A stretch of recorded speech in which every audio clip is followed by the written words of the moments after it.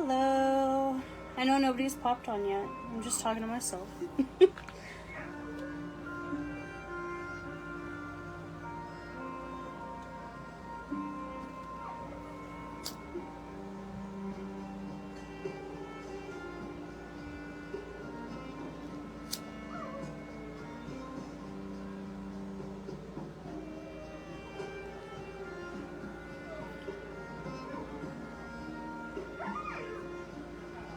Hello, hello. I'm just lighting an incense. Please don't mind me.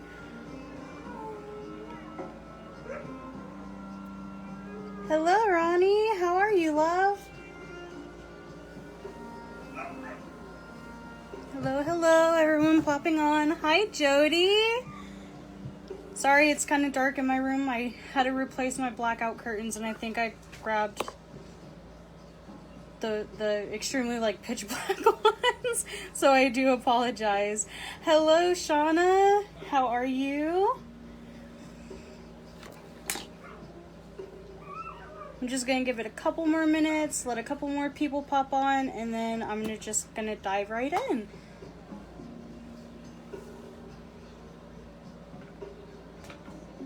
I hope everyone's doing well.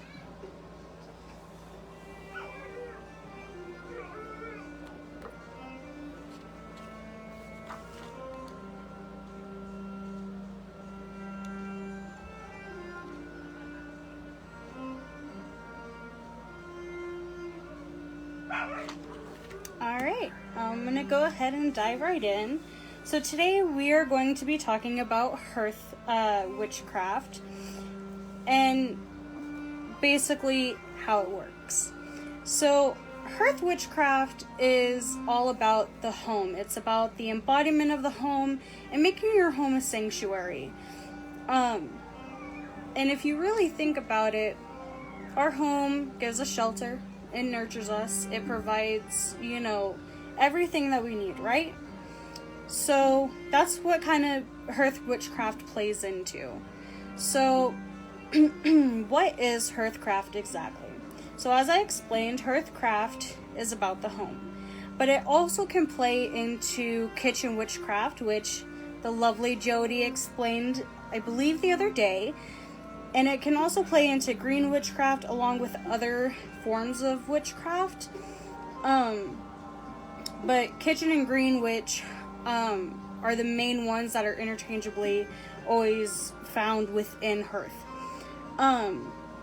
So, as I said, it can play into green through gardening or using herbs or anything like that. So in a way, we all practice Hearthcraft. But what makes a hearth special? Well, it involves our home being our sanctuary, as I said, and protecting our home and everyone in it. But hearth is taking the mundane and making it magical. For example, cleaning. So the way I like to think about it is whenever I clean my home, I think of it kind of like I'm cleansing my home. I'm making it, pure, by taking out the trash. It's kind of like banishing something that you don't want. Or you could say, when you clean your home, it could be like you're getting rid of all the negative energy. As you sweep, as you mop, as you do different things. So that's how I like to think about it. So, we're also getting things that we don't need out of our life, such as, again, trash or something like that. So in Hearthcraft, we want to strengthen and honor our home as a sacred space and make it peaceful and nourishing as well. So, in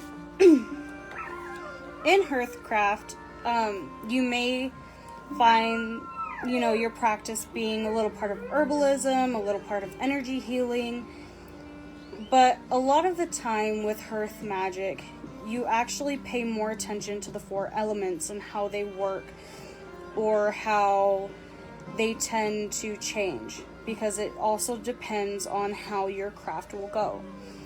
Now, when I first started learning about Hearthcraft, I was absolutely just stunned. I was stunned, I'm not gonna lie.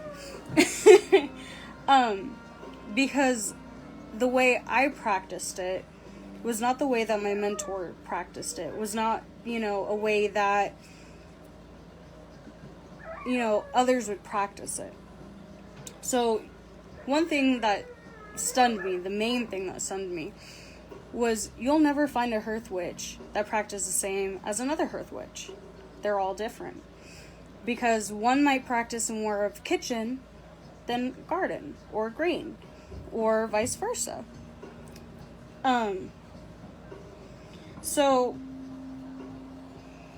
like I said, a lot of us will focus on the 4 elements.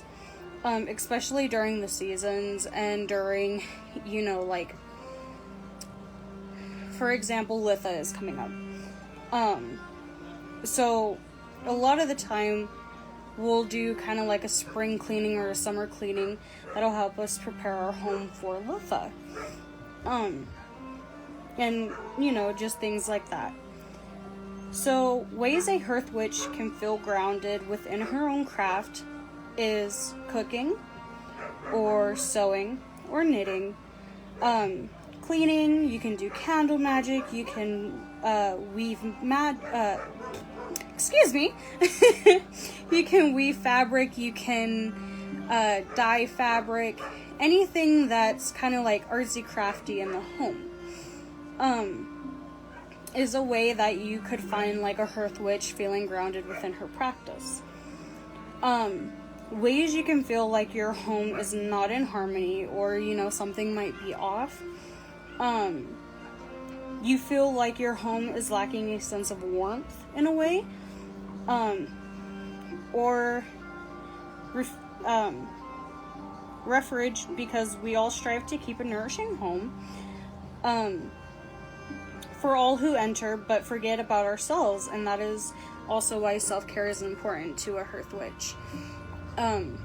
Because, like I said, again, it does play into, a lot of the time we forget about ourselves, and sometimes we forget, even in the home, like, okay, well, we have kids to feed, we have, pets to take care of, we have jobs to do, we got, just a bunch of things. So, whenever you take Hearthcraft and you make the mundane magical, a lot of the times we'll forget to stop and ground ourselves because we're so busy grounding, the home or the inhabitants in it. So that is why self-care is really, really important to Hearth Magick as well. Sorry, ladies, I just sorry. So I do have a couple of book resources, but I want to give you guys a little bit more clarity on what a hearth witch is. If I could get it, because I just accidentally exited out of my notes.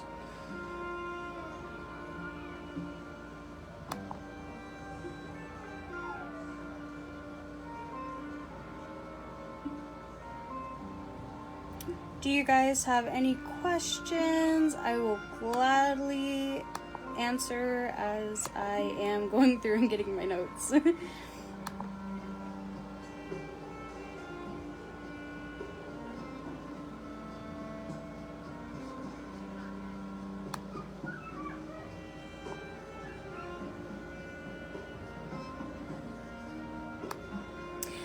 Ronnie, I'm a bit of an oddball, love.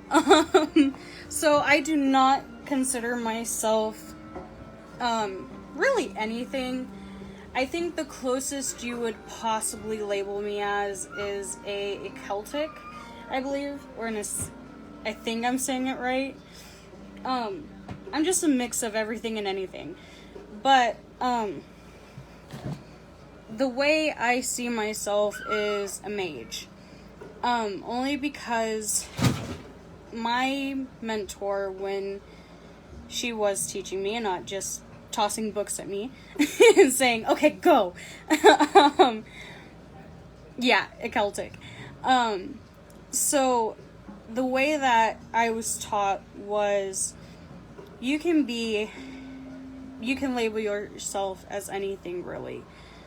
but I didn't feel right calling myself a witch, especially because a lot of my background, and I believe I have a interview coming up. I'm not too sure. We haven't picked a date yet. But in the interview, I will go, in deeper detail about my background and stuff like that, because I want to keep it a mystery for all of you. So my mentor said I could label myself as anything, and really, a witch didn't seem right. It didn't fit. So I started going through different things like, I know, call me silly, wizard, warlock, something like that. And then I stumbled across the word mage, and, it stuck. It felt right. It felt, hi Monica! It felt like I was at home with that name. So, although I don't consider myself a witch, I do consider myself a mage. But a lot of my path, I see green, and that's mainly because I called myself a mage, is because, I focus more on green. But I do love my home, and I do, a lot of things on a daily basis, like cleaning, cooking, tending to the garden or something like that. And that's what Hearthcraft is all about as well. It's about making your home your sacred space. And I know it sounds like I'm repeating myself, and I do apologize, but the magic of hearthing is just so amazing. And there are many things that you can do, or already probably do, that make, yourself a little bit of a hearth witch. Originally, I believe in the 1990s, the hearth was known as a big stove that would sit in the middle of your home. Or not 1990s, I'm thinking way back, 1950s or something like that. I think somewhere in the 1800s. See, this is why I need my notes, but they're not pulling up, so I'm gonna wing it for a little bit. But whenever it came to large gatherings, or it came to somebody coming over to your home, you had this big stove that sat in the middle of your home. And that was kind of like the gathering area, or the hearth. It was a place where you would gather, have fun, make food, and a lot of things like that. So that's originally where the hearth came from. But in modern practice, unfortunately, we don't have, giant stoves sitting in the middle of our houses. Although I would love that. So, yeah. Hi, Ellen!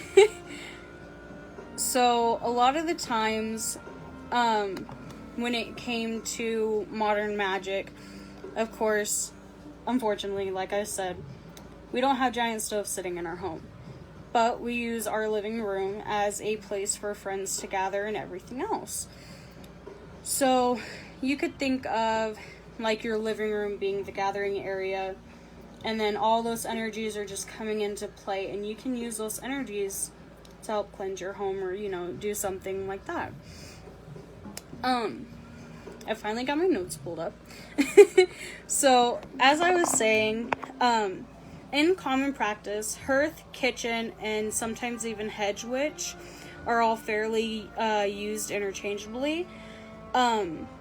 Most practitioners will use a combination of the three to describe what they do, and at some point over the past decade, I've actually identified as most of them. So, that's why I said I'm kind of a little bit of everywhere and anywhere. So, as Miss Lovely Jody explained how kitchen witchery works, kitchen witch is the most likely term that you'll hear for a hearth witch. mainly because, like I said, you know, people are cooking for their kids, or, you know, they're sometimes always in the kitchen. And the easiest way to visualize a hearth witch as well. A kitchen witch's magic is through cooking, baking, and other kitchen practices. But a lot of the time I describe myself as a hearth because I don't ever leave my home. And I'm always, like, doing, like, different recipes or something in my kitchen. So, that's another reason why kitchen will fall a great, great hand into hearth. A lot of other people consider it as folk magic. It depends on kind of like how you look at it, really. And this is another reason why I said a lot of the times you'll never see two hearth witches practice the same thing. There is a heavy focus on herbal remedies, though, that I can attest to. I have used a lot of herbal remedies in the past, and that's another reason where hearth comes from as well, is you're taking a lot of what you would normally do kind of like arts and craft wise, and you're just adding it into your own magic. You're adding it into your spiritual path. So Hearth Witch or Hearth Magick has a more spiritual approach than a kitchen witch. Although that's not to say a kitchen witch cannot be spiritual, but it also has the elements of hedge witch, such as herbal remedies and other things like that. A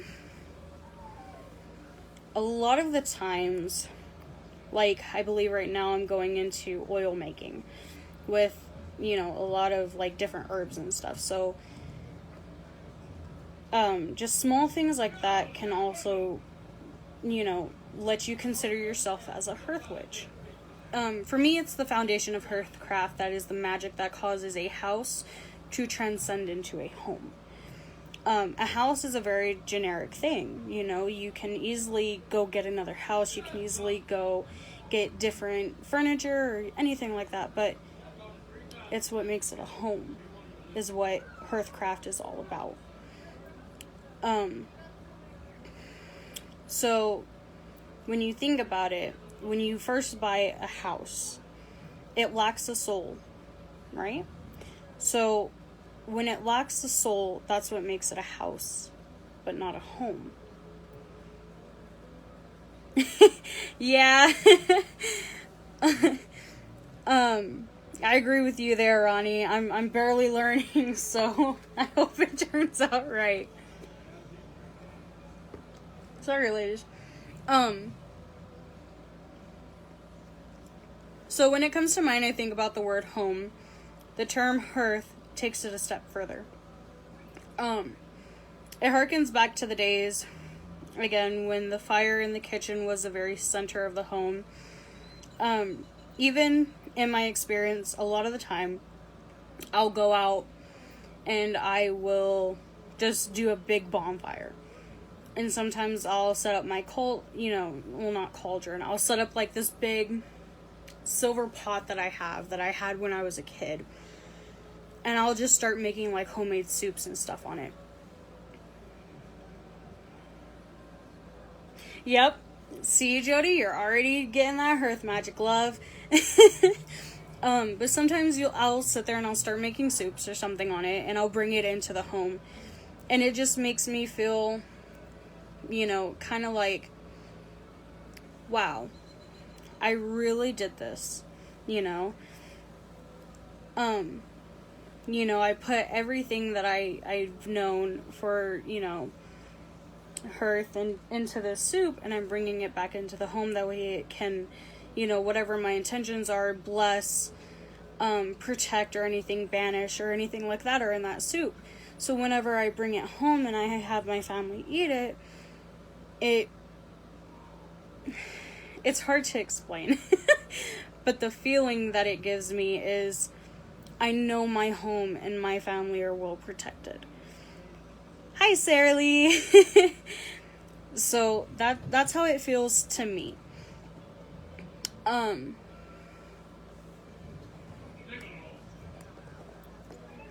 So again, what makes it a home? Well, you do.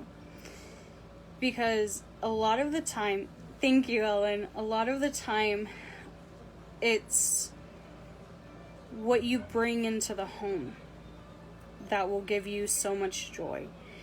It's, you know, how you look at your home and how hard you've worked on it and how hard, you know, you've allowed yourself to be, you know.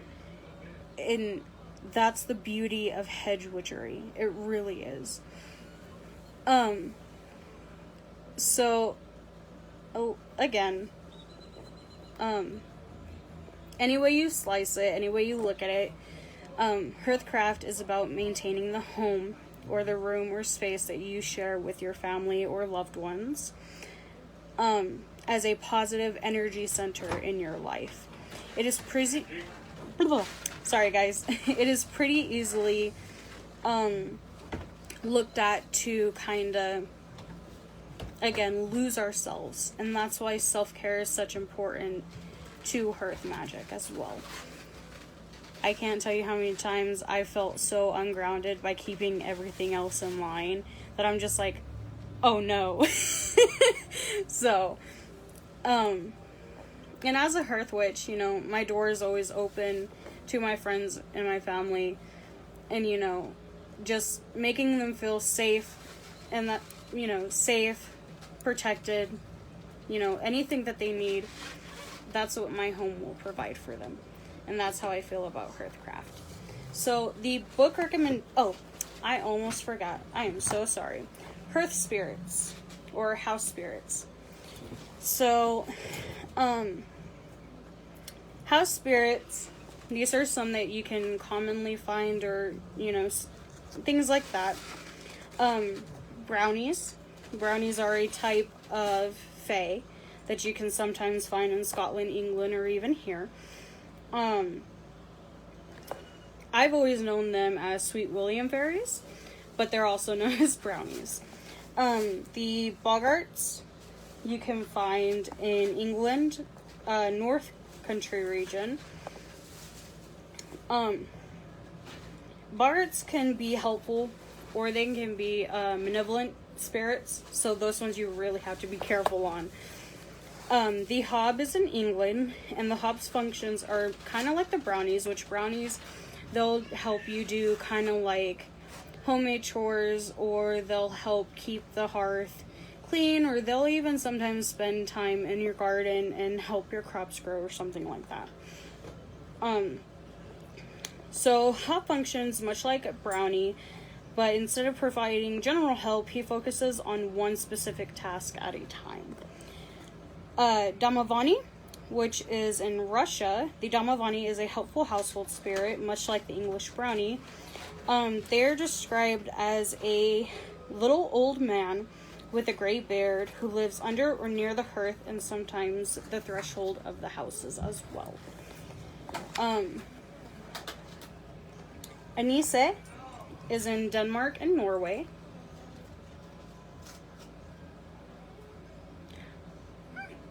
I've had my fair share of brownies while working with the fae. But other than that, I'm not too sure about the rest of them. A brownie-like household spirit who likes quiet and orderly household. The Nise or Niece works on the household chores at night, so they do work. Mainly the brownies will work at night or early in the morning. And the offerings that I've had to leave them every once in a while are like little breads.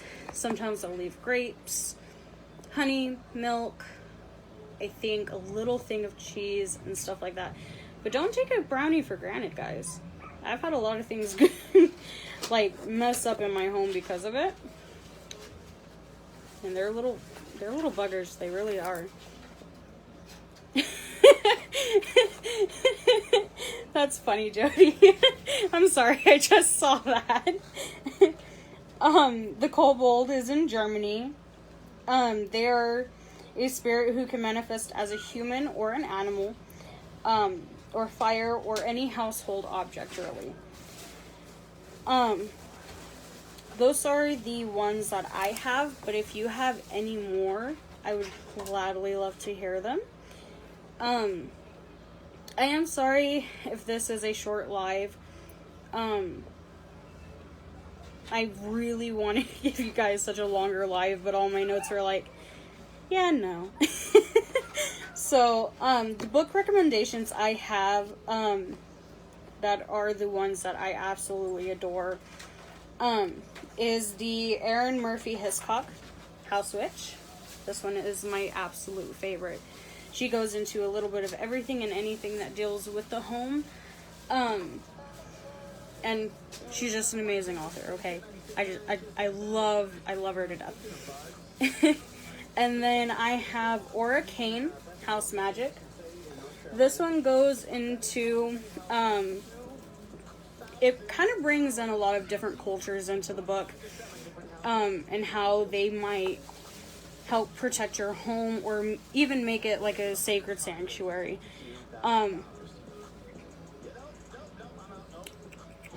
If you guys have any questions, I would love to hear them, and I would love to answer them. So I'm going to give you guys a couple minutes, or if there's anything else you'd like to add, I would love to hear it too. So yeah, if you guys have any questions, I would love to answer them. And I'll go ahead and give you guys a couple minutes. Starting Monday, open up our station app to sign up to win.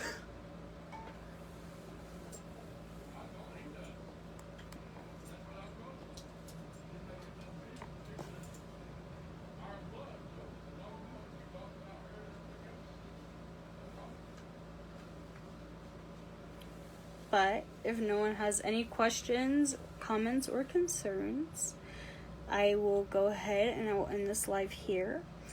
And I hope you loves have a beautiful day. If you have any questions, just comment them below and I will answer them, I promise. But I'm going to hop off. So blessed be, loves, and have a lovely day.